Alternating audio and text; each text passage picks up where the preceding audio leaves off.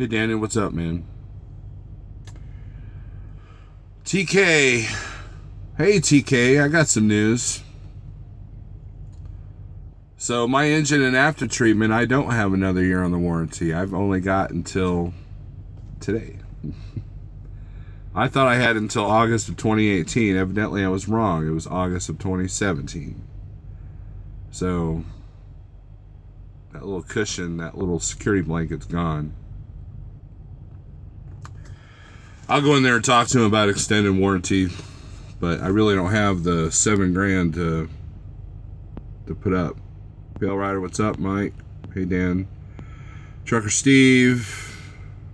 Newhouse, what's up? Kevin and Ollie. Anyways, so about, I don't know, a couple weeks ago, I was in Indy. And as I pulled up into the bay to get the truck inspected, I shut the engine off, and all of a sudden I heard this new rattle. And I thought, well, that's new. So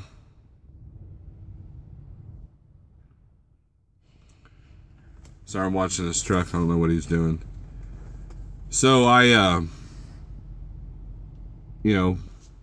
thought, well, I'll inspect this. So I looked around. I didn't see nothing. And as time has progressed, it's gotten worse and worse and worse.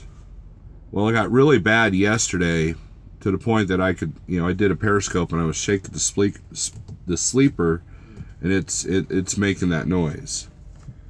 I said, man, something's about to fall off this truck. So I pulled it into the Snyder bay where they, initially look at the truck, the estimator bay, I guess. And they looked underneath it and said, yeah, the bracket that holds the hanger that holds the exhaust is broken. So I asked them if they could fix it, and they said no, they didn't have the part. If they had the part, they would have fixed it. But he said that they have a habit of those breaking on the 680s, and they've been welding them. But I said, well, what if I got the part and you guys did it, or can you order the part? And long story short, they didn't want to fix it. Yeah, my SFI truck did that right before I turned it in. Never did get a chance to crawl under there. Yeah, it's a very squeaky, like rusty bed kind of noise. And apparently it's a common problem. So I go in here, I'm at the CIT Kenworth here in Troy, Illinois. This is where the last time I was here, spent about $9,000 on my Peterbilt. Daniel says I'm in Little Rock at International here. My truck worked on later today. Got the engine light on and the DPF light on too. Man, I hate to hear that, Daniel. So I've been meaning to check my warranty because, Steve Berger's Kenworth, he only has like 4 months left on his, and then TK only has a couple months left on his, and they all three of us have bought old Prime trucks. And I was like, why do I have a full year warranty over what TK and Steve Berger? Something didn't add up right. And I didn't look at the paperwork closely. That's my fault. I'm an idiot. I told you guys I'm an idiot. I'm not an expert out here. And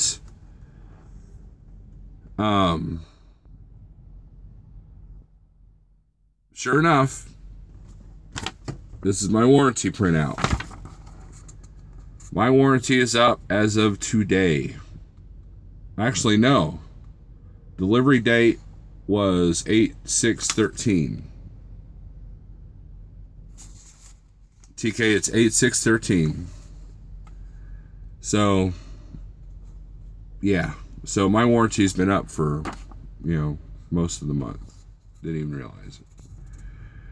On the engine and after treatment. And of course, that's probably, I think it was the 6th of August when my check engine light came on. So, interesting enough, right? So, now the rest of the warranty, let's see, what do I got here? I got 750,000 miles and 60 months on the rear on the rears. 560 on the frame, gussets, cross members, and cab corrosion.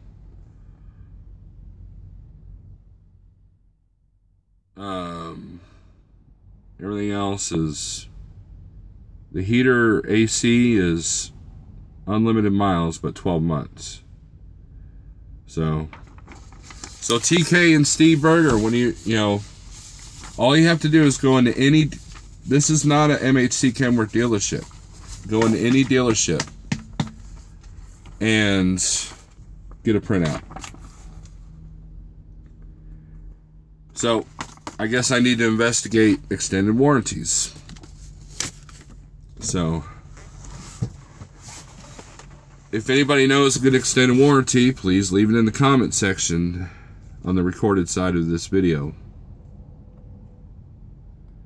Clyde says now that the warranty is up, I'd have the def deleted and bypassed. It's a thought. It's definitely a thought. I don't know much about that. But see, here's the thing. PACCARs, you have to get them fixed at the dealerships. So if I have a deleted DPF, can I still get my stuff fixed at dealerships? So, you know, that's what I would worry about. I made them find out before I bought the truck. Yeah, that was smart. Well, see, I did too. He said you have until August. And I thought he said 2018, but I could have been wrong. He could have been wrong. He's an old man.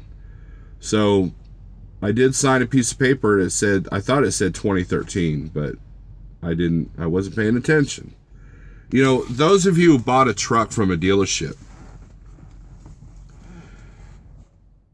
you know, especially if it's your first or second time, they throw a ton of paperwork at you. There's a lot of like tap dancing and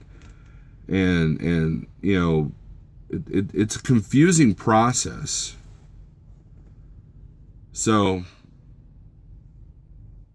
yeah, because it won't be warranty work. Okay, all right, Clyde. You know, so I just kind of bums me out because I liked having that security blanket. However,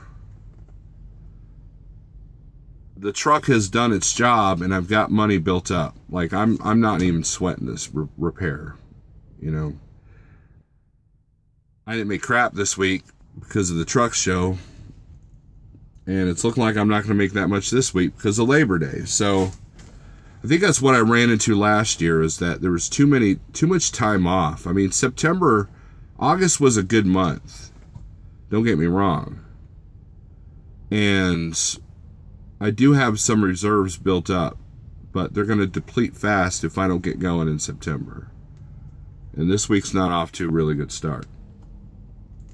Truck show screwed me up too, says TK. Yeah.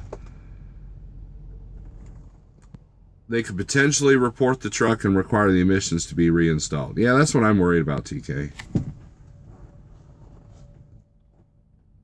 You know, it's kind of like, you know, when you get a CB radio, you can get it all souped up. But when you do, you kind of void the warranty, and it reduces the life of the CB radio. Write off your expenses for the show, costs associated with being a YouTuber. Yeah, there wasn't, you know, it's not the cost. I mean, the only cost I had was food. I bought a shirt. Check this out. I bought this thing.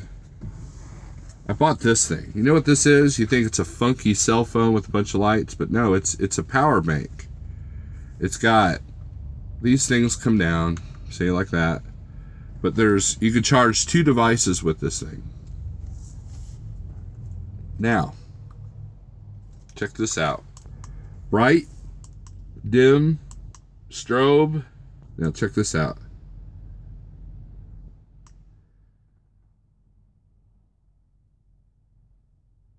What's that say, people? Those of you know Morse code, what's that say? SOS. I bought this, and it's a write-off. Those cell phone charger guys were pissing me off, very aggressive. No, this is a different. This is not. Yeah, I know who you're talking about, TK. Yeah, they pissed me off too, but this is tough tested. This is from the tough tested booth. SOS. Yeah, you guys got it. But yeah, the phone doesn't do it justice, man. This thing is bright. And then see I charged it last night, thinking that I know I'd probably be in the shop all day. TK asked Billy, he's still trying to go to Houston. No, he kind of gave up that ghost.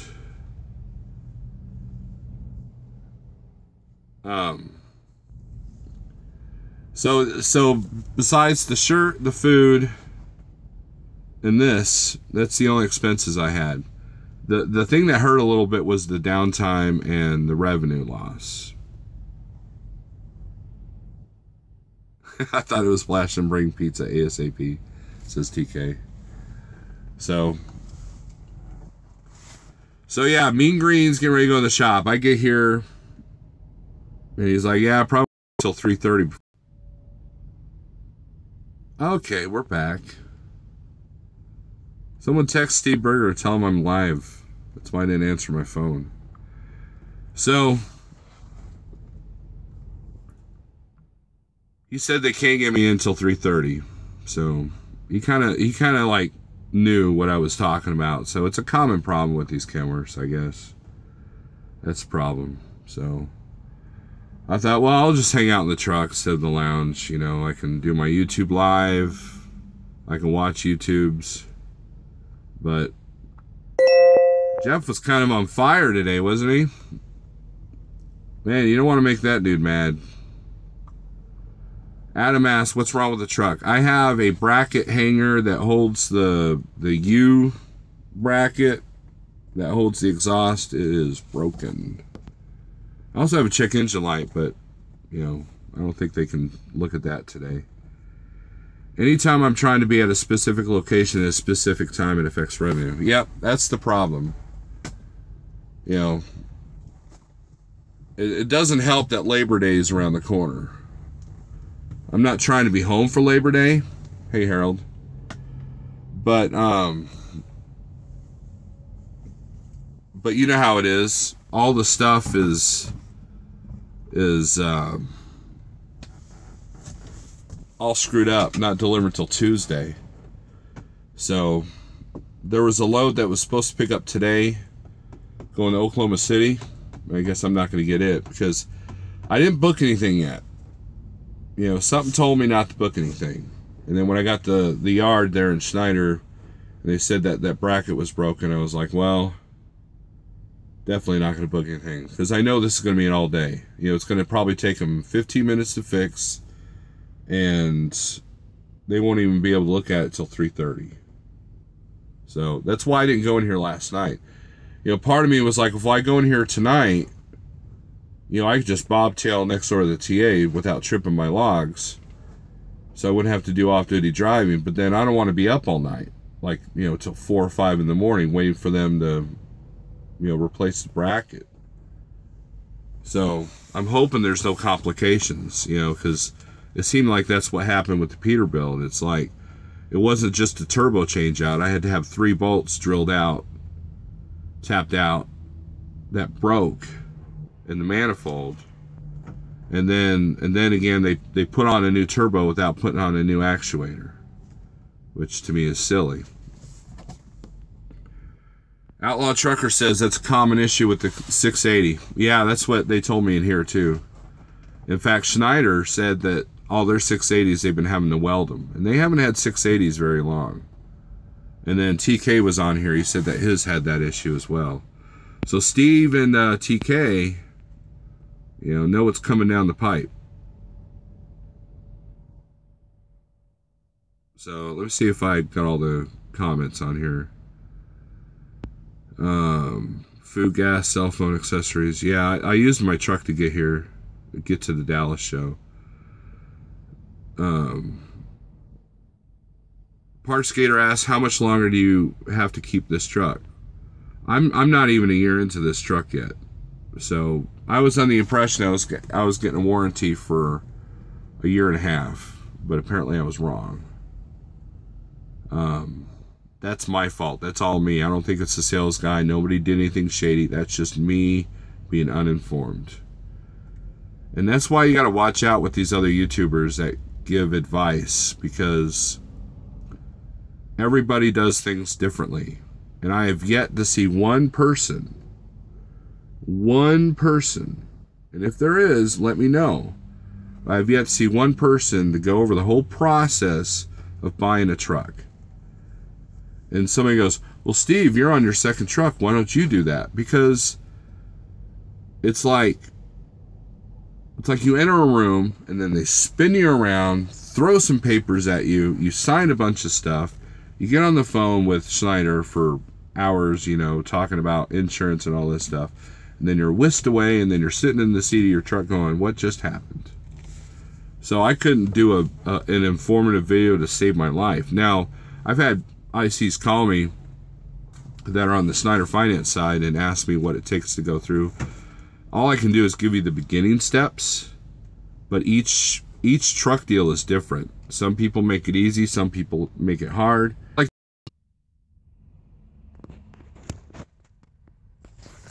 okay, we're back. Rhymes with Orange says, are you taking the blame for screwing up? How refreshing. Yeah.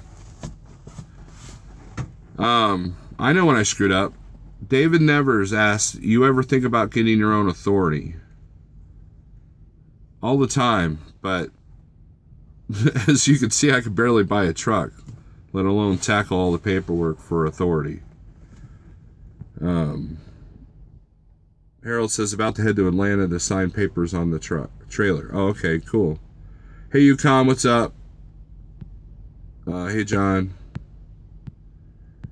So, if anybody's watching this, you know, comment that I'm back and to refresh. So, but yeah, buying a truck is not the easiest thing in the world. And yeah, I'm back. Yeah, Rhymes with Orange, you asked, are you taking the blame for screwing up? How refreshing. Yeah, I am taking the blame. I screwed up. Yeah, I did go offline for a couple of minutes. You know, YouTube Live is weird. You know, I hit the back button to exit and asked me if I want to exit. So I hit OK. And I was going to do a part 2, just like you do on Periscope. And then I hit live again, and it goes, do you want to resume your last stream? I'm like, sure. So, but I lost half the people that were watching this. So, buffering now. You gotta love technology. There were some feeds that you have to go to your notifications tab, and then you hit the back button, and then all of a sudden the video becomes a little square, and then you swipe it, and then you go back to the notifications, re-click the video. That's what I've had to do. So, maybe I'll just do a part 2. Let's just do that. Okay, we're back? Okay, we're back. Cool. I was about to give up the ghost. So, yep, I'm back. Back in black.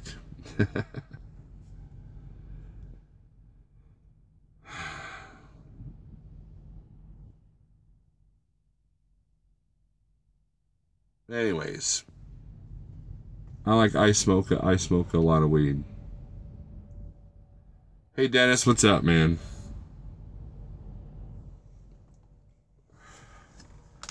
So, when you go buy a truck or a trailer, make sure you look everything over a fine-tooth comb.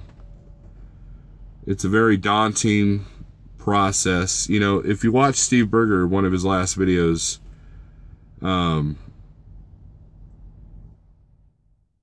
you know,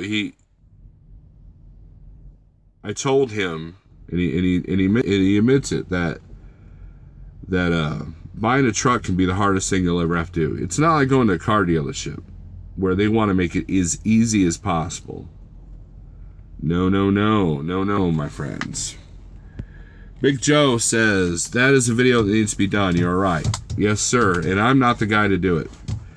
David Nevers, you ever think about operating your own authority?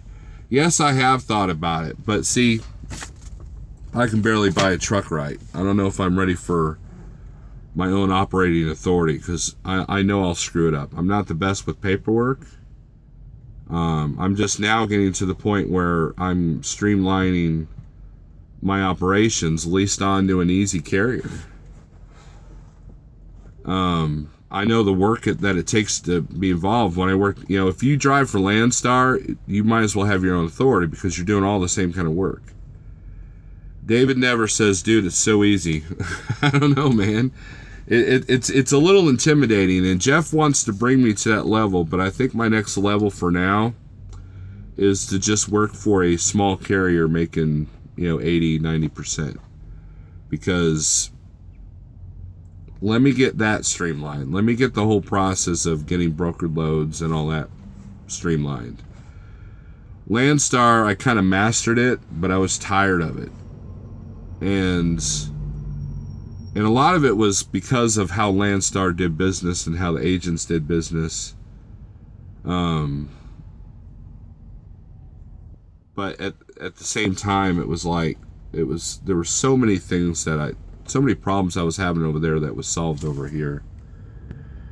David Never says, the longer you have it, the easier it gets. Oh yeah, I get that. Yeah, I trust you on that.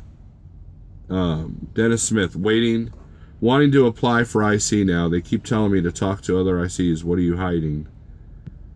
I don't know. If anybody's watching this video and you're thinking about becoming a Schneider IC, do it. I have no issues here. The whole app thing is not an issue yet. The trailer pool could be a pain in the ass, but you know, here's the thing. When I talked to Jeffrey Light back when I was driving for Landstar, the first question that I asked him, hey Lopez, was, what do you hate about the Schneider program? I didn't ask him what he loved. You know, we already know what he liked about it. That's what you ask every person about every company, is what do you hate about it? Get the dirty out there right then and there. Do they give you any help on creating a company, or did you need one to apply? I'm not sure what you're asking. The first thing I did before I bought a truck was I created an LLC. And that gave me an EIN number. And so, boom, there's your company. Schneider does kind of assist you with that a little bit. Like, they'll tell you to do it. And all you got to do is you can go to LegalZoom, or if you want to save money, do it directly. I did it directly with the Missouri Department of Revenue, and it was pretty easy.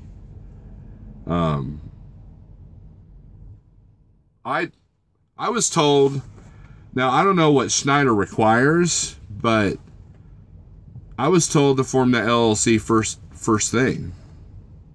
But I also know other ICs that didn't form it at first. I don't know, I could be wrong. See, that's why I don't do expert videos, because I'm not an expert. You know, that's the whole point of my channel, is I kind of tell you guys what I've been through, what I go through, and maybe give you, like, okay, this is what I did, or you don't want to do that, or, you know, you might want to check into this. But when you become an owner or lease operator, you're going to want to create an LLC just to protect a little bit, and then to have that EIN number. Hey, James, what's up? David Never says, LLC are useless unless you have drivers. That's true. But I just did it just to kind of keep a few things separate, because there's more of a gray area. Like if I use like for example, like this repair, I'm going to use my business bank account to pay for it. But the last time I had a repair, I used a personal credit card because I didn't have any money. You know, so there's that gray area. But LLC won't protect you from lawsuits. That's true. That's a myth that it will protect you. You know, the right lawyer can do the right things. And it doesn't matter what you do. But I created an LLC to hopefully help a little bit, to kind of give me a business entity, and it gave me my EIN number, and then I was good to go. So Schneider didn't, you know, there was no, you know, and then I know it also helps when you get your own plates for your truck. Russ 918 says LLC is the best way to go. You transition from personal to business credit building. Yeah, that's true, and I have done that. Doing SNI as a sole proprietor, no problem. Just formed an LLC in about 20 minutes for $120 on state Florida's website for new venture. Yeah, go to your state Department of Revenue, and that's how, just Google it, and that's how you create an LLC. LLC helps for contractual obligations if they don't require you to sign it as a personal capacity. Yeah, see, when I, like, my LLC is the name on my title for this truck, but, you know, basically I had to sign a piece of paper saying that my LLC is me. Kevin and Ollie, if you change from sole to LLC while SNI, they charge to rewrite contracts. Well, see, I'm an LLC as a sole proprietor. See, a lot of that stuff gets confusing to me, which is why I don't do expert videos about it. Never underestimate on what you're capable of doing, says David Nevers. Well, I appreciate that, because there's a lot of negativity out here. You know, when you're looking at first getting to be an owner-operator or a lease operator, 90% of the feedback is, oh, don't do it, don't do it, don't do it. You know, you're going to fail, you're going to fail. I failed because I didn't know what I was doing, so that means you're going to fail because the companies are all out to screw you, blah, blah, blah, you know. And while some of that is true, you have to create a situation that works. You know, I was criticized over my E-log video that it came out as arrogant because I just assumed that people can just change how they run and how they do things because of E-logs, and that wasn't the point of my video. You have to make trucking work for you. If you're struggling making, you know, 30 cents a mile working for a company trying to get 3,000, 3,500, 4,000 miles a week, and you're burning yourself out, you know, you got to find a different way to do it. If you're at retirement age and can't retire because you drive a truck and you basically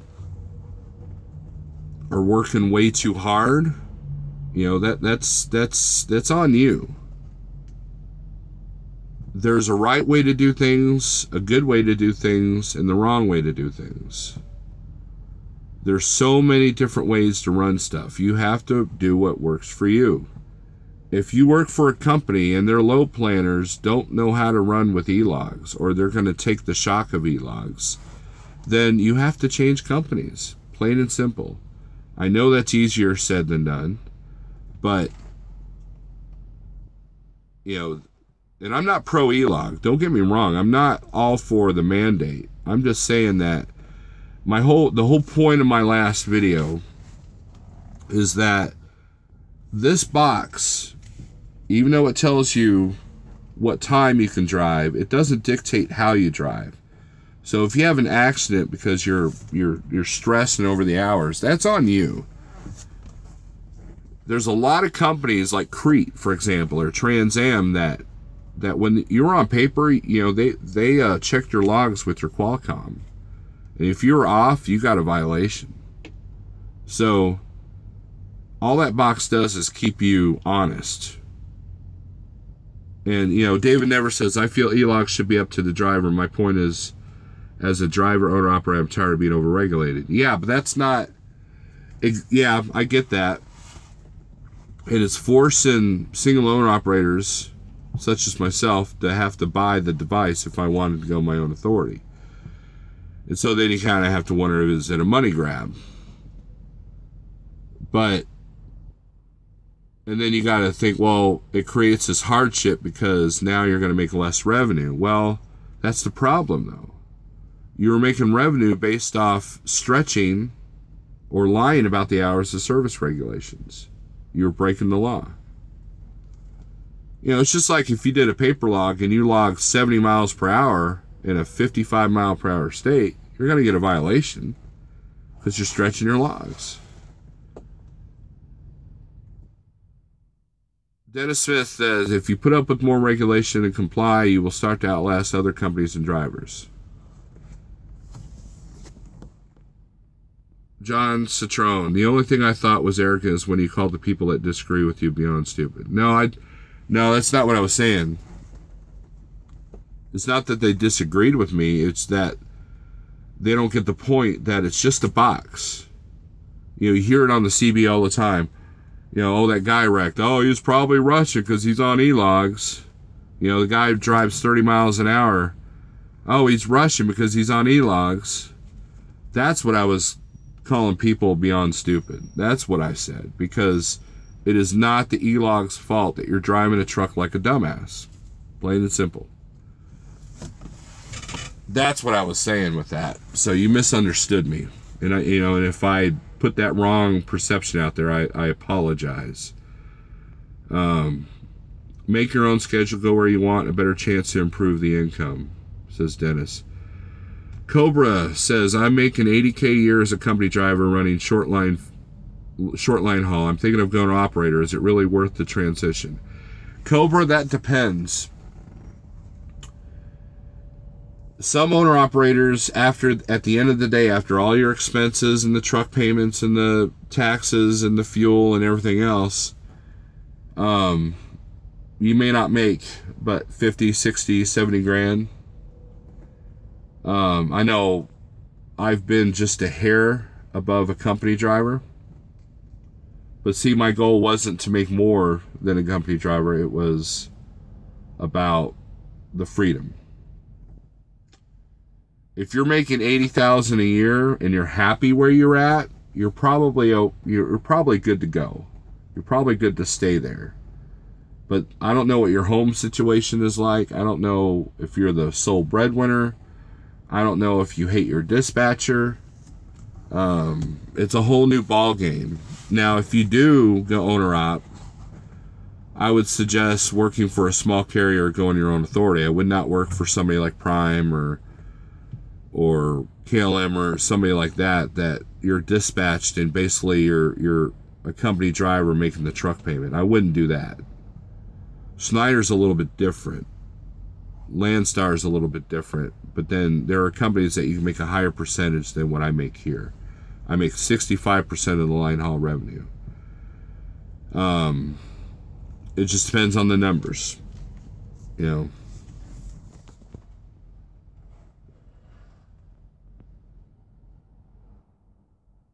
David Never says, I've been in and out of trucking since I was 21, operating under your own authority. So gratifying. I bet, David. Man, I got to make that late, dude. And I'm caught up, I think, here, guys.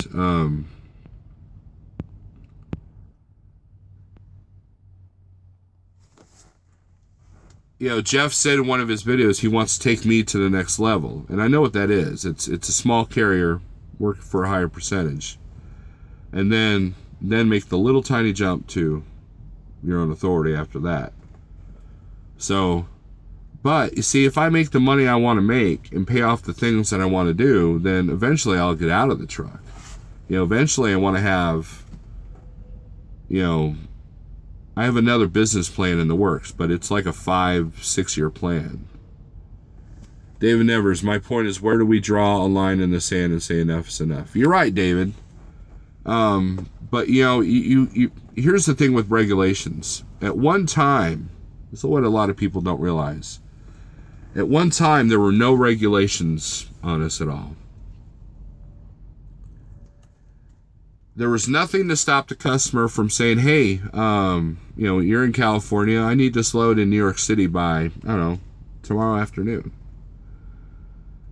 And you had guys that would take that trucker speed and would get it there, you know.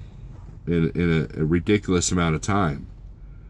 And the Teamsters got together and said, you know what? We're tired of doing that. We need to come up with a federal logbook system. And that's how the logbooks were brought in. And before the 14-hour rule was implemented, there was a lot of shippers and receivers that say, okay, go in the parking lot and stage. We might get to you on Tuesday. And so the 14-hour rule kind of diminished that a little bit. And e-logs are going to diminish it even more. But you're right. There needs to be a line drawn, but that's with any business. Any business is going to have all this red tape. You know, if you have, there's so much liability. Even if you're serving burgers at a food truck on the corner, you got all these regulations, that red tape and EPA standards and OSHA standards and all this stuff. It's ridiculous. Regulation, yeah, I agree. There's over-regulation on everything. But it's not just trucking, it's everything. You know, if I want to open up a bar, I've got to come up with, you know, building code, building permits, fire code, you know, make sure everything's up to OSHA standards, handicap standards, all this stuff, just to open a bar up, just to build one from scratch. And then if I buy one that exists, which, you know, I was looking into doing it one time, then, you know, you got to make sure that they're all, you know, following regulations and the building codes and the fire alarm codes. You know, it's just, there's so much red tape. And granted, my lack of knowledge doesn't help. And see, that's the thing with my own authority. I haven't bought Jeff's video yet because I really don't know if it's in the cards to get my own authority. However, now's the time to do it because rates are going to go through the roof. You know, if you follow Rate Per Mile Masters, they're saying that rates are going to get huge. They haven't seen rates this high since 2014. And fuel's getting ready to come up because of the hurricane. So higher fuel means higher rates. You know, when you had a lot of people, I'm going to quit when fuel hits this many dollars per gallon. Well, they were looking at it wrong. And Jeff did a video years ago, a couple of years ago, where he compared his numbers with the expensive fuel and with the cheaper fuel. And his net was about the same, if not a little bit better, with the more expensive fuel. So it's all on how you run your business. But then if you have an authority, it's all on you. But if you work for a carrier, then it's on how they run operations. I can only do what Schneider allows me to do. Just like Landstar, you know, if I wanted to find a load off a broker board, well, it still had to go through Landstar's red tape. And then if they approved it, then I could get it. But then by then, everybody's taking a piece of the pie. That's the thing, man. We got this whole pie, trucking, you know, owner-operators. And, you know, everybody wants a piece. And by the time you're left with a piece of pepperoni going, huh, okay. I remember back in '94 when they banned radar detectors in trucks. Yeah, I remember a story. My dad, at the time, it was just a couple of states that outlawed them, and he had one in his truck. And, you know, whenever he'd go to a weigh station, he'd take it, put it in the glove box. They were like, his cab over had like this extra box. It was like a glove box you could reach. So I put it in there, you know, and he goes through, and I guess one of the cops nearby turned on the gun and it went off, and the cop was like, oh, what's that? And that, you know, he got a ticket for it. But I didn't know they had banned them until I got back in the trucking, and you know, people are like, well, they sell them at the truck stops. How are they illegal? Well, they sell beer at the truck stop. You can't bring that in your truck. Which, by the way, when I was in West Plains, Missouri, I watched a driver, it was a Werner driver, bring a whole 6-pack of beer into his truck. It's just kind of shaking my head. Don't hate me, I haven't watched your E-log video yet. No worries, Pale Rider, you're going to agree with it. It's basically what you and I have been talking about all the time. You have to admit that sometimes if you don't want to get a log violation, you're going to run when it's less than ideal. Well, yeah, that's what I'm saying. You know, yeah, you're going to drive tired. You're gonna push yourself. I get that, John. But that's not the E-Log's fault. That is your deal. That is, you know, like, for example, one time I was at a shipper for like 6 hours. And actually it was 8 hours. I had an 8-hour break-in, so I could have rolled. And I tried to. I really did. And this was when I was at my first company. And I woke up just in time to miss a guardrail by that much. I found the first truck stop, turned left, shut down. There was no parking. I parked right next to the Catskill. I went to bed. Woke up about 3 or 4 hours later, saw trucks had moved, so I went into an actual spot and went to bed. And I left a message on the Qualcomm. Too tired, had to shut down.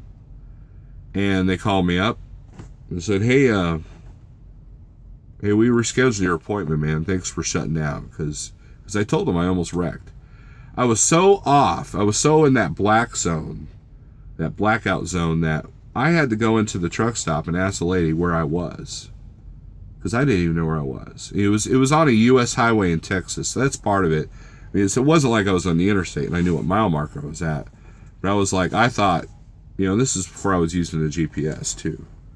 So, had I wrecked, it would have been easy to say, oh, it's the E-Log's fault. No, it's my fault for putting myself in that situation. And you have to kind of stand up for, what works for you. That Abe Atala, everybody remembers that. He called his dispatcher and said, hey, I have to shut down. I'm tired. And his dispatcher got all mad with him, and he ended up, next thing you know, he's on 2020 or whatever that show was, making us all look bad. So, but that's what the E-Log mandate is going to force a lot of situations. A lot of people don't know the difference between preventable and non-preventable accidents. That's true.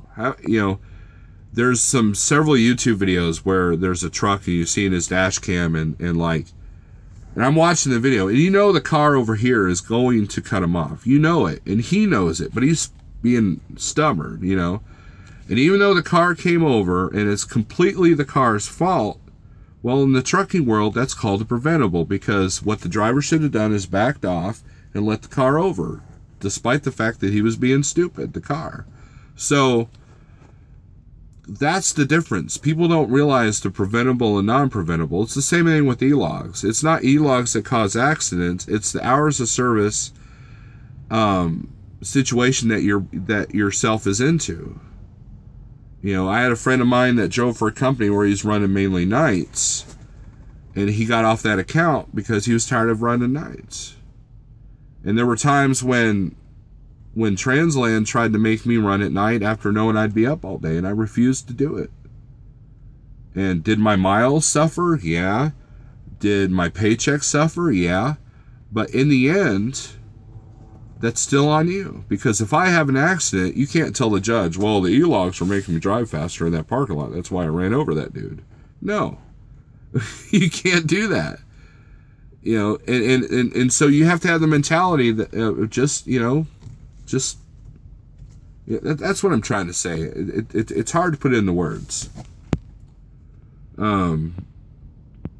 Obviously, I don't think a whole lot of people have watched my E-Log video because I figured I'd have a lot of angry comments. Outlaw says, can't put a price on freedom. That's true.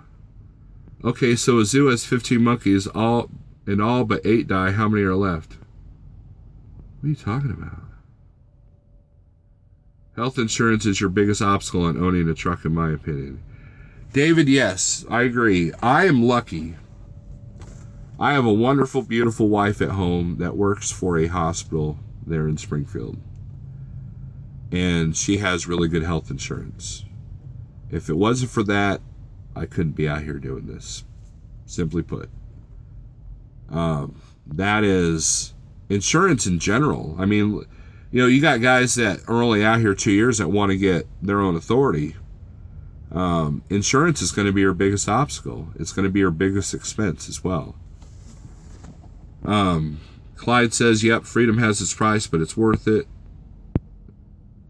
Some political stuff. What if I want to just lease and not buy? Is there still money to be made? Outlaw truckers. Yeah, I mean, Jeffrey Like, he leases a truck. The whether you lease it or buy it, see, that's the thing. That's the other misconception. And Jeff talks about it all the time. Owning the truck outright, there's no such thing. There's no such thing as a paid off truck. I don't care if you've got a 2002 Kenworth cab over, or something. It's going to cost you money either way. And if it's paid off on the bank side, on the payment side, but you're still going to have to put money into the engine, you're still going to have to put money in maintenance and all that stuff. And so it's never paid off. It's never paid off. And so if you're always paying on that truck anyways, you might as well get the biggest and best deal. And that's what Jeffrey Like has done. He's gotten that full maintenance lease. And he's got the option to buy the truck if he wants. But for the most part, when you lease a truck, you're getting a better tax write-off. And if you keep leasing while it's under warranty, then you're good to go. It's the lease payments that can kind of kill you. And Jeffries are manageable.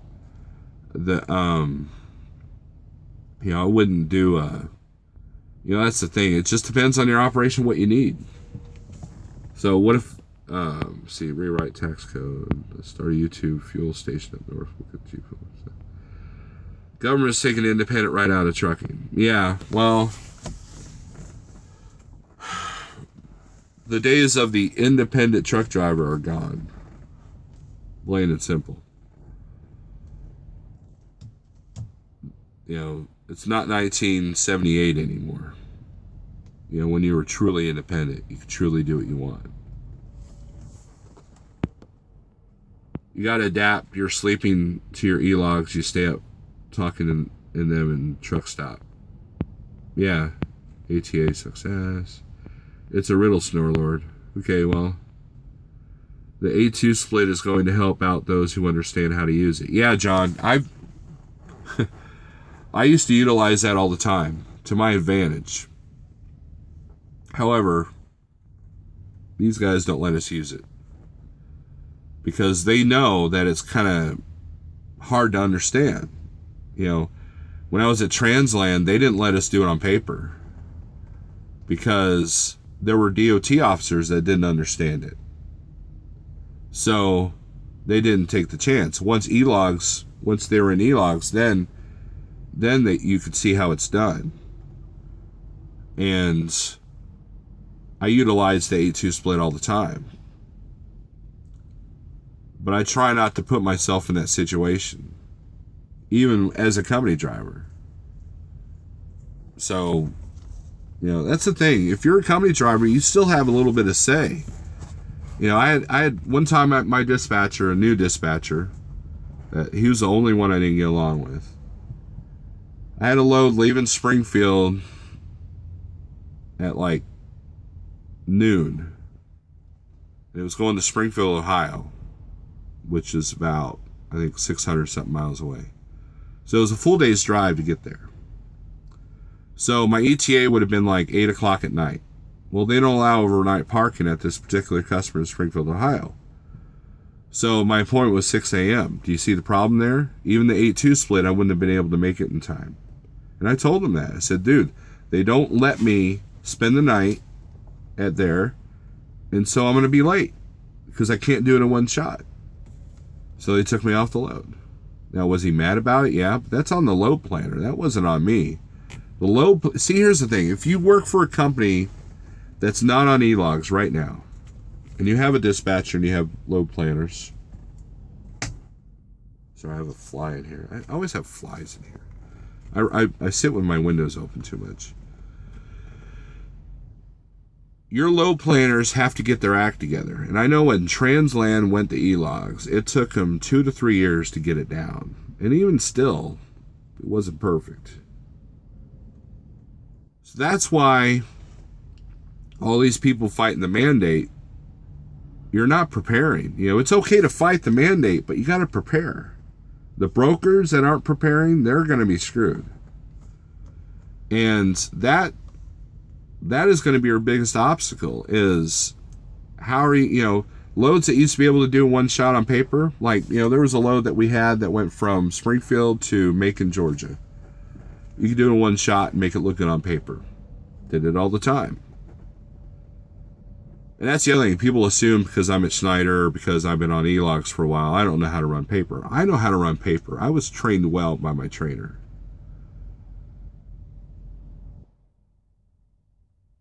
But the load planners and the brokers and the booking of the freight, that's who's going to suffer the most. If you're not doing it already, then it's going to take about a year to get used to it. And all the people that have already been doing it, they're good to go. And they're going to have the upper hand. That's the thing with technology and trucking. That's what I notice at GATS. Technology has taken over trucking, people. Google Maps makes it easier to find our customers. You can do Google reviews. You've got load boards and truck finding services and service finding services and all kinds of applications that make trucking a lot easier. And it's going to continue. So if you're one of these flip phone, old school guys that don't want to expand, even with your own authority, you're going to be left in the dust, because everybody is moving to newer technology. That's all a Uber is. That's all a Convoy is it's technology on an old idea. Convoy is a brokerage, but with a new twist on technology. Uber is a brokerage with a new twist on technology. And it's hard to see them as brokerages because they're all based around technology. And so you got to make adjustments, or you're going to be left in the dust. That's why all the mega carriers, which, by the way, mega carriers only account for 5% of all the trucks out here. So to say that they kind of, you know, they do kind of lead the industry in a lot of things. But, you know, that's why they're making billions of dollars. You know, South Cal Trucker was talking about leasing and how it wasn't a good idea in the business model that he uses. Well, these mega carriers, that's all they do, is they lease these trucks to 300 to 400 to 500,000 miles at the most. Then they get rid of them. So Outlaw Trucker, that's an answer to your question. The mega carriers lease these trucks and then they throw them away. And then guys like me come in and hopefully try to buy one.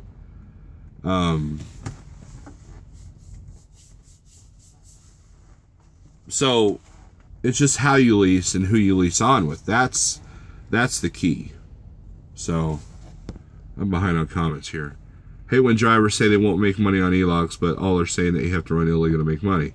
Yeah, Ben, it's a tired. See, I didn't even.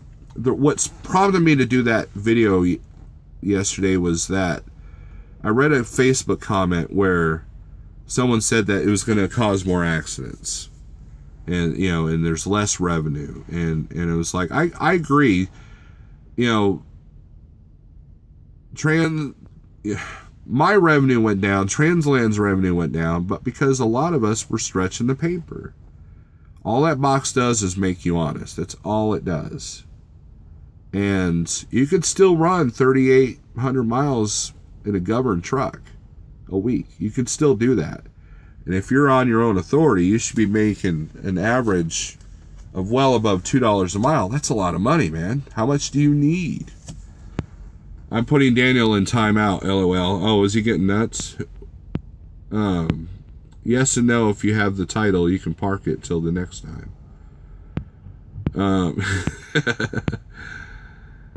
Do you think keeping the 11 and 14 and do away with the 70? Yeah, the 70 I think should go away. I definitely agree with that. Hours of service is not totally different deal, but it's a different concept. The 14-hour rule,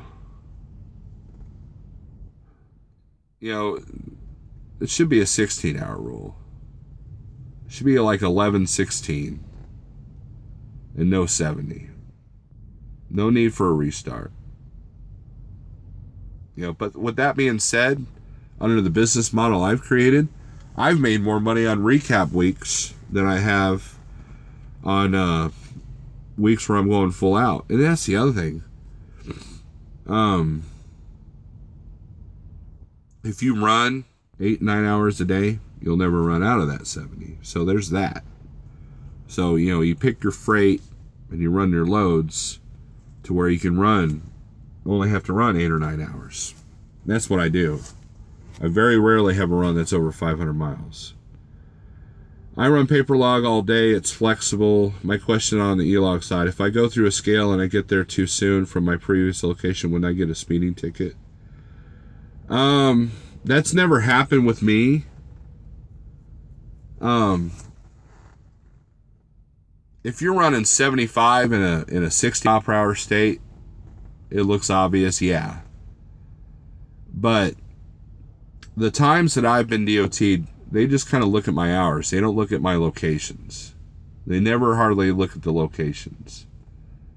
So I don't think that will be an issue, Lopez. Because what happens is, you know, there's an option on here, and it says email or fax, and then the DOT officer gives you a number, and you fax it to him, and then he prints it out. And I had the Arkansas there on 40, West Memphis. Like, look at my thing. Oh, 11. Okay, yeah, you're good to go. He just looked at my hours. He didn't look at my locations.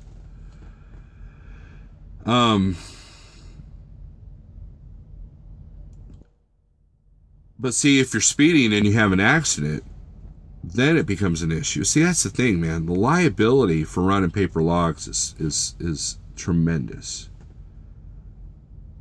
That's where e-logs should give you a peace of mind, because if you're stretching your logs, even though you can make it look good, you can make it look legal, you know what they do? They ask for your device. If you have an accident that's serious enough to create injury or death, that lawyer is going to get your phone records, plain and simple. Now, you can't just hand over your phone to the DOT officer. You don't want to do that. However, when the lawyer asks for it, it's going to get done. And therefore, if one of those things is off, you're done, whether the accident was your fault or not. That's where e-logs comes in, because e-logs, there's less chance of that happening. Can it still happen? Yeah, but there's less chance of it happening. Daniel says get rid of the 14. Technology is taking common sense out of drivers. That's the point of my video. Just like a GPS, if it didn't put you under that bridge, you put yourself under that bridge. Case in point, I was delivering somewhere in Pennsylvania,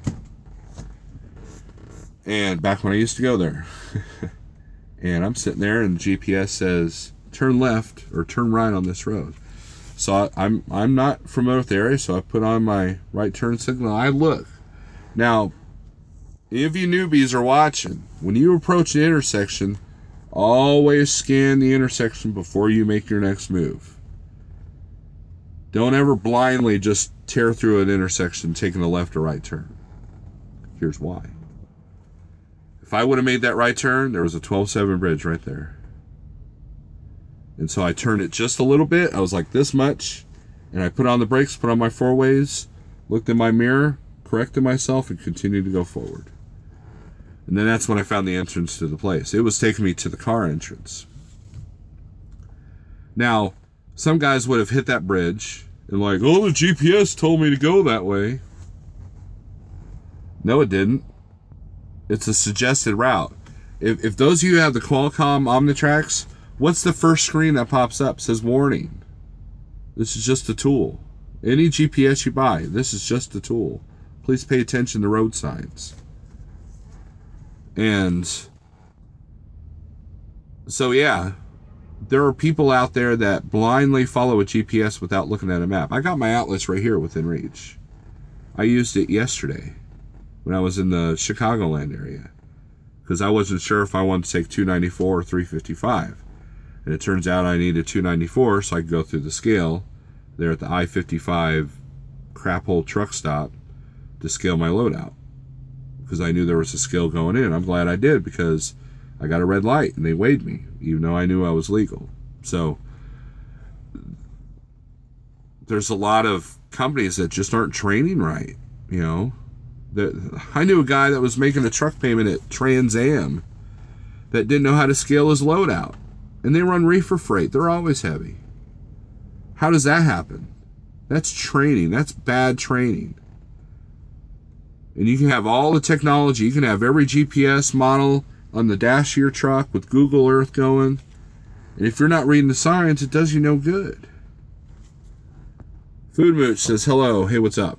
Swift had more accidents when they went e-log. Yeah, because that's the thing. That's an argument that someone brought up, is that it was like 67% of accidents were by e-log companies.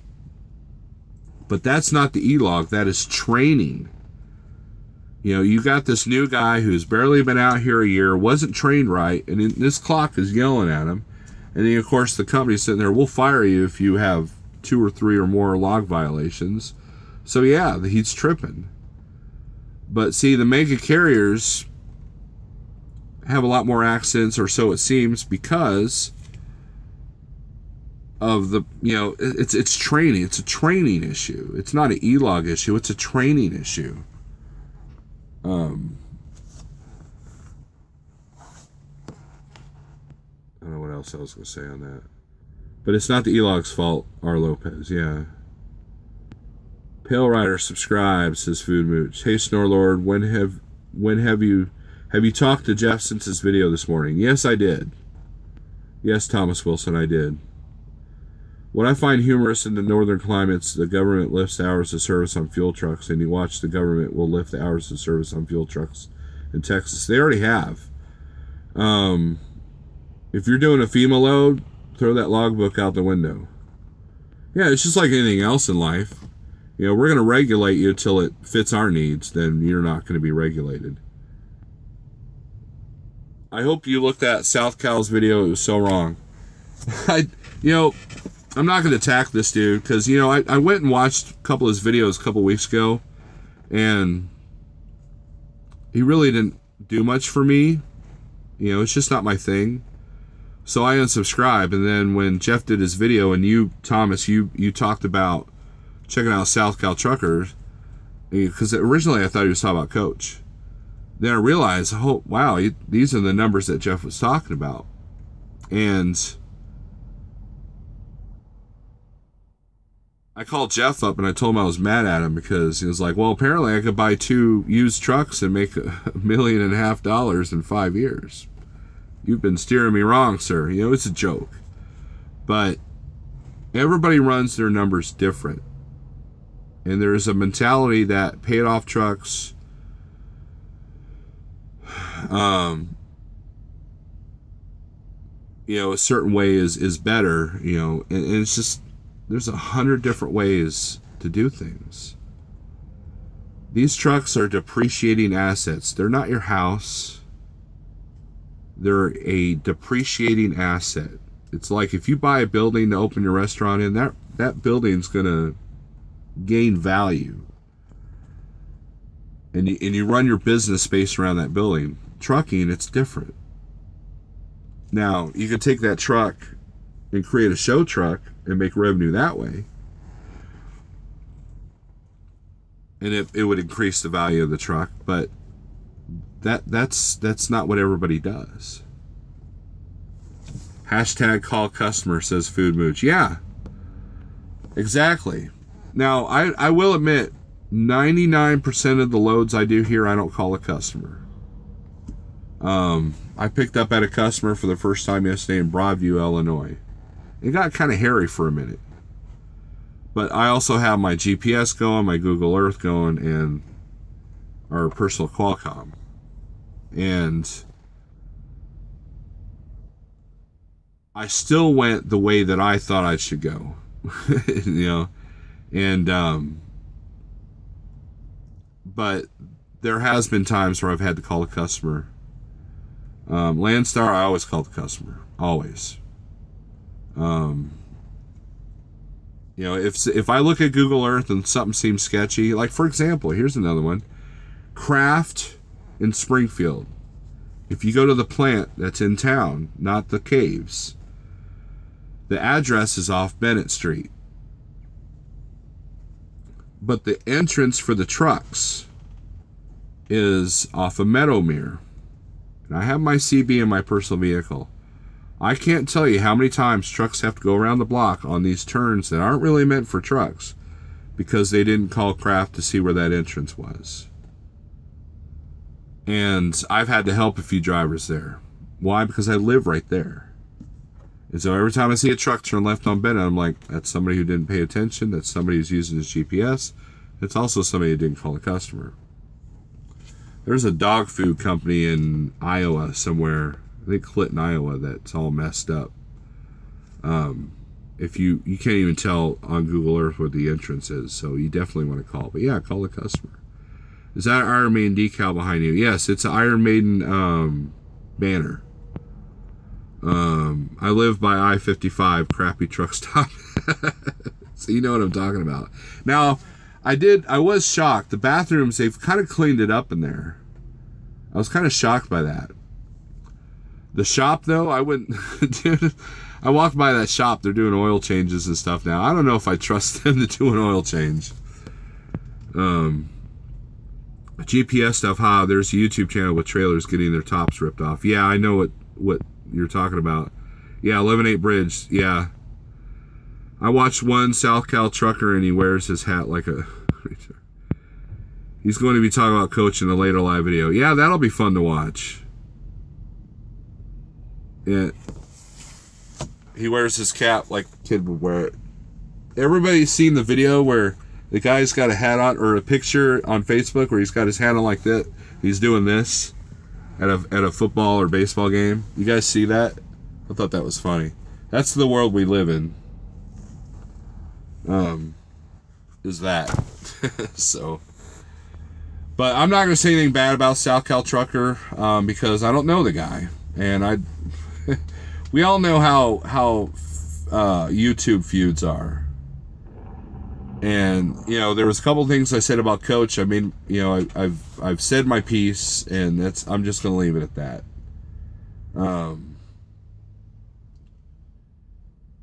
The 73 Lounge, I figured out that 90% of the drama that we've seen didn't even exist.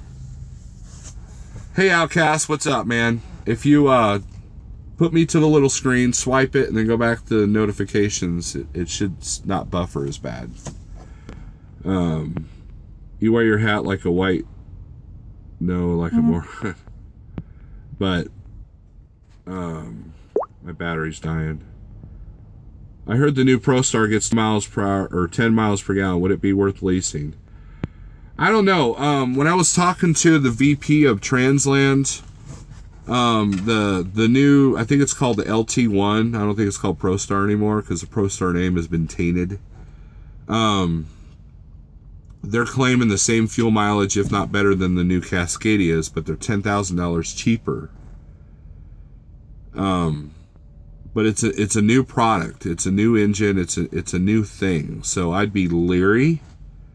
But as a bigger carrier, like, you know, Transland's got 150 trucks. They thought it was a no-brainer because when you're buying like 10 trucks and you're saving $10,000 on each truck, that's a lot of money. And so, you know, then the real tale of the tape is when, you know, a couple years later, when you look at the maintenance records, was the International more down than the Freightliner. So you got to run those numbers too. And unfortunately, you can't run those numbers with those new LT1s yet because they're brand new. They look sharp. I like the headlights on them. But for the most part, to me, each truck is the same. Kenworth, Peterbilt, Freightliner, they all have their issues. Volvos, they all have their issues. They all have their problems. They all have their strengths. They all have their weaknesses. And unless you're driving an old, you know, you know, a glider kit with a Fitzgerald or old Detroit, or, you know, Fitzgerald glider with an old Cat or a Detroit in it, then, you know, you got to deal with the new problems with these trucks. This isn't just emissions, it's a lot of it's computer. I've got, like, for example, paperwork on my truck. I had to do a software update. And these are all, this is a list, you know, you can barely see that, of recalls that they fixed for free. And it's all different stuff. But there's software updates. Your truck needs a computer software update. Sometimes when that check engine light comes on, that's your truck saying, hey, I'm like Windows, I need to be updated. Thomas Wilson, good night, Snorlord. I drive at night, so I'm going to sleep. Be safe out there. All right, Thomas, thanks for your time, man. I'm going to go look at that truck in a while. I'm at an international dealership. Yeah, it's kind of nice. Coach Food Mooch says, Coach doesn't know as much information as he thinks, but he has good intentions. I agree with you, Food Mooch. That's why I'm not trying to create a war with him. I think he made a comment on one of my the live video I did Monday. Kind of alluded to that fact that I kind of went out of my way to avoid him, and I didn't. He was never at the 73 Lounge when I was there, and if he had been, I would have shook his hand and said, hey, what's up? I know his intentions are good, and I've always said that to him. I've always said that his intentions are good, but it's the way the message is being said. You know, that go back to that whole Dale Carnegie book. You got to know how to talk to people. You know, that's all I'll say. You know, that's the thing with most of these YouTubers, is that you got to know how to talk to people. You know, like this guy here that works the counter. You know, he knows how to talk to me and make me feel better about shelling over $9 grand for a turbo. So, those LT1s are the upgraded version of the ProStar. Yeah, they are. Coach is a straight shooter. I give him credit, says Crazy JJ, who surprisingly has the same icon as David Smith.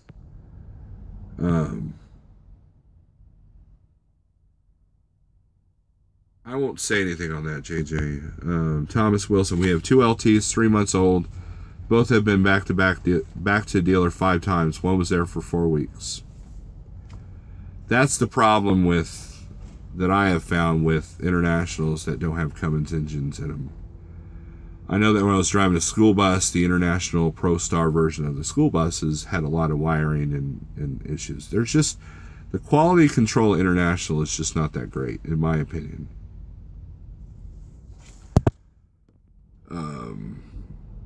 Dennis Smith, Hazmat is cool. Okay, that's it. Dennis has a 1202 placard, and Crazy JJ has propane at 1075. I've hauled propane. You know, what do you... Okay, so let's do a hazmat lesson here. This video is getting ridiculously long, but I don't care. What do you think's more dangerous? Propane or fireworks? Especially if you're hauling small tanks of propane. What do you think is more dangerous? I'll tell you. I'm not gonna be like a YouTuber like I'm a teacher. I'm gonna ask you a question. I just did that. So you know, so in my opinion, notice I didn't say, it's a fact. Propane is more dangerous because it will explode on impact, whereas fireworks takes a spark. And even then, it's not instantaneous. You got a minute to get out of the truck. Propane, once you're hit, you're toast. You're done. Call it a day. So there's my little hazmat lesson. I used to know hazmat pretty good. I used to haul it all the time.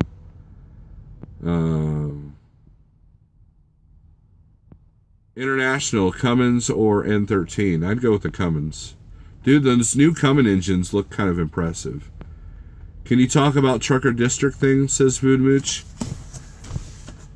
No, because I have no idea. The trucker district thing I've kept out of. I've kept out of that loop. I don't know what the app does. I know the app went live. I shook hands and said hey to Matt at the truck show.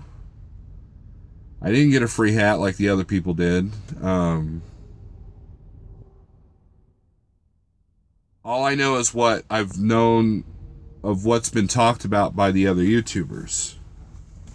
And in the end, they all made peace with those guys at the truck show anyways. There's no reason for me to go in there and investigate and attack because I don't use the app. Because at first I didn't know what the app was. So I have no opinion on the trucker district thing other than I'm going to steer clear of it. Is compressed natural gas the same danger as propane? I don't know, John. I want to say yes, and that's why those compressed gas trucks, you've seen them, the PTI trucks and the Frito-Lay trucks. They've got those tanks on the back of the cab versus on the side tanks because I think of impact. Outlaw Trucker Coach doesn't do question A. That's why it's better here. Yeah, see, that's I don't know if I'm an expert, but yeah, Jeffrey Like does his question and answer. And again, I'm careful to use the terms, in my opinion, this is what I think, not this is how you should or shouldn't do it.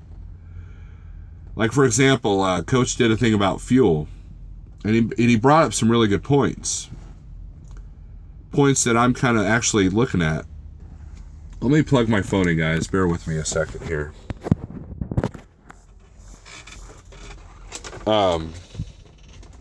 You guys are seeing a real big close-up of my hand. Okay, here we go. We're back. I think. So this will go until my phone overheats, guys, because my phone's really hot. It's hot, man. I just fill up the tanks for the most part. Not the smartest move. I'm not evaluating every state, every price. I just do where I need to when I can. And yeah, I run the risk of the situation that Coach talks about, but at the same time, I've also got a buffer built in. I tried the whole fuel is for each load, and I almost ran out of fuel. But then that's where that quarter tank trick that you talked about works. So that's why I'm not going to sit here and give you fuel advice, because now it's saying low battery. So because I'm not an expert, I kind of do things wrong. So the liquid will severely burn you. Boils at -44 degrees. Not true. Propane liquid will only burn, can be controlled. The vapor is very dangerous. It will explode only if a spark and conditions are right.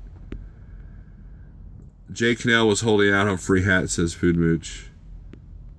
All he does is yap, says Outlaw Trucker. Yeah, well, I think that's, people can say that about me too. So, because, you know, here I am, I used to do parodies of guys about, you know, doing hour and a half long videos, and here I am doing it myself. I didn't realize it'd be so fun. So I'm going to get off here, guys, because my phone is getting ready to overheat. And I still got about 3 hours before they'll even look at me. So Daniel says, I've learned my lesson fueling up all the time, so now I only put about 65, 70 gallons every time I fuel. Well, see, here's why I don't do that too often, because in the wintertime, you kind of want to keep your tanks above half a tank. Because you never know. You know, there are probably guys in Houston right now that can't get fuel, and that we're fueling for each load. So I like having, you know, that's the thing. You know, like, remember what happened with Arrow years ago? People didn't have enough money to buy enough fuel to get home. and they end up being stranded. Always have enough fuel to get home. Always have the ability to get enough fuel to get you home. Even if you're a company driver, if that company goes belly up and tells you to turn the truck into the nearest dealership, how are you going to get home? So what you do is you fill up the truck and you go home. Because filling up the truck is always cheaper than maybe a rental car, depending on where you're at, where you live, and all that. And there are times when you're going to do a load and you're going to have to go home without a load. So you're going to have money to have that fuel anyways. At least you read and answer comments and not so much drama. Yeah, and that's why I'm not going to really say a whole lot about SoCal Trucker or Coach anymore, because it's really not worth it to me. I mean, there are other people that he's kind of going after that need to speak up, and I'm not one of them. You know, all I did was criticize how he puts out his message. And SoCal Trucker, you know, if you go up against Jeffrey Like on numbers, you're going to lose. Plain and simple. Plain and simple. I used to drive for Arrow, but let them 6 months before they went belly up. You probably saw the writings on the wall, Daniel. Wait, you also hit environments where diesel gels up into glue in the winter. That's exactly. You know, a lot of people don't think about that. If you fill up in, say, I don't know, Louisiana, and then 2 days later you're up in Colorado, you know, you've got southern fuel. It's going to gel up a little bit easier.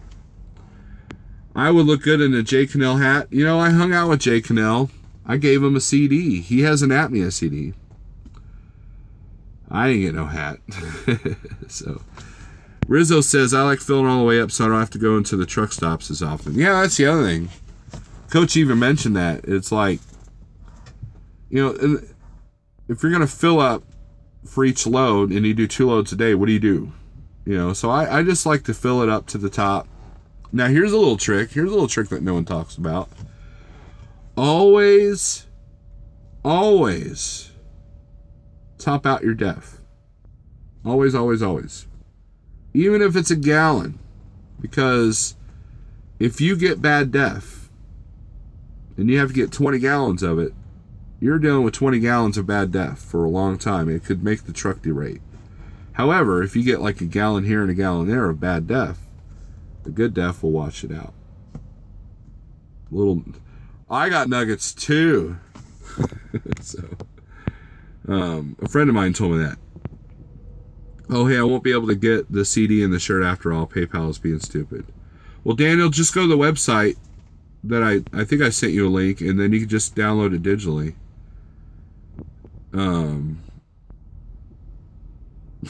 Rizzo. You almost made me read that out loud. That's funny. I'm not one to talk. I'm a cow myself, but is DF the same blue def from Peak? I don't know, Food Mooch. I really don't. I know that when I thought I was having def problems, that I went and bought the expensive stuff. But you know, that stuff is toxic, man. That stuff is toxic. You know what's interesting is the irony. Oh, DEF fluid's good for the environment. Well, then why are we putting it in plastic bottles and cardboard boxes? You know, the bottled stuff. You know, that does more harm to the environment than anything a truck can do. You know, when you take out the nozzle, it's got that white residue. It's very gritty. And that's what's lining inside the after treatment system. That's what's lining those hoses. And so you don't know what the quality is going to be. And I think that over time, a lot of these older truck stops have this stuff built up in the lines and it shoots out. There's no filter. And I think that's where you start having issues. So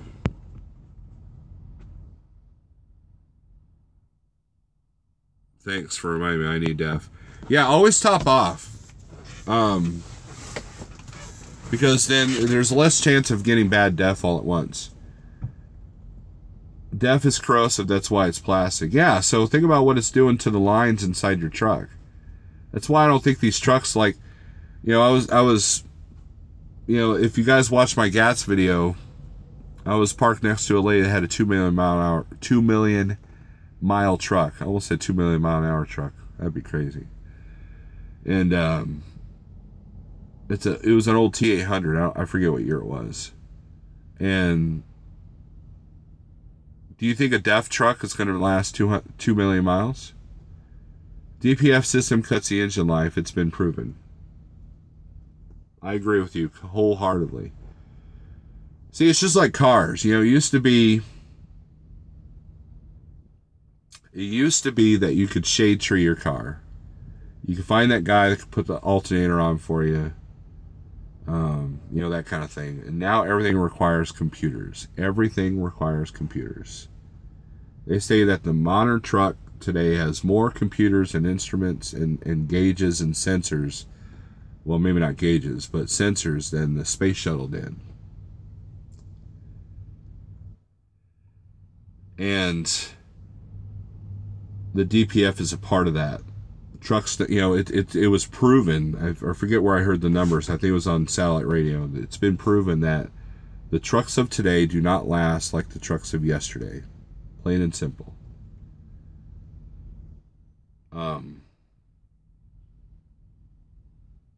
The only way you're going to get 2 million miles out of like this truck is that you're going to rebuild half of it or most of it on the way to doing it. I put DEF in a spray bottle for self-defense, says Rizzo. John says, just like plugging in your electric car with coal-powered electric. You're right. I didn't think of that, John. See, that's the absurdity that we live in today. Do you believe in UFOs, aliens from other planets? Yep. You know what the biggest evidence that there's other life out there is that they haven't tried to contact us. That's proof right there. Think about this. What if whatever entity is out there is monitoring our YouTube videos? Like, not just trucking videos, but like everybody's videos. Like, it comes through the air and they watch it and they're like, you know, there's some crazy stuff out there. If they had the power, they'd be like, you know what, these guys are wasting this planet. Let's just nuke them and be done with it. Have you seen a UFO? No, I have not seen one. I believe in paranormal stuff. I've seen evidence of that, but I've never seen evidence of a UFO. Except what's on TV, what's on video. And, you know, video proof is no longer a thing anymore. I mean, you could take an old grainy video and make it look like something's real. You know, the technology out there exists to completely fake something and make it look real. So even if you get video footage of an alien, it's going to be hard to believe. You know, back in 1972, if you had a camera and you had video footage, it was gold. But now you don't. Now it's not gold.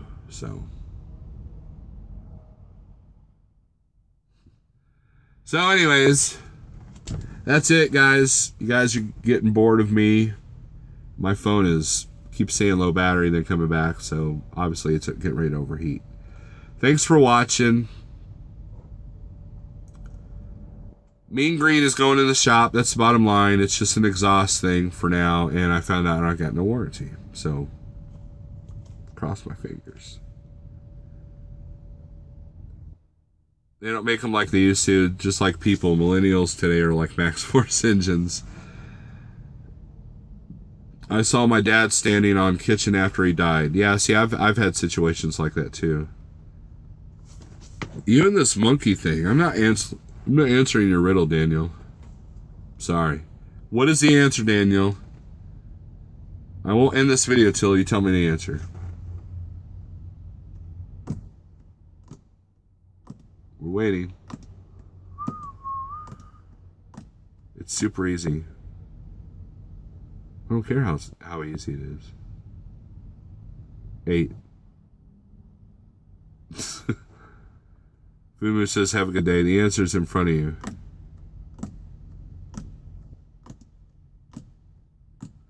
Alright, guys. I'm out of here. See you later.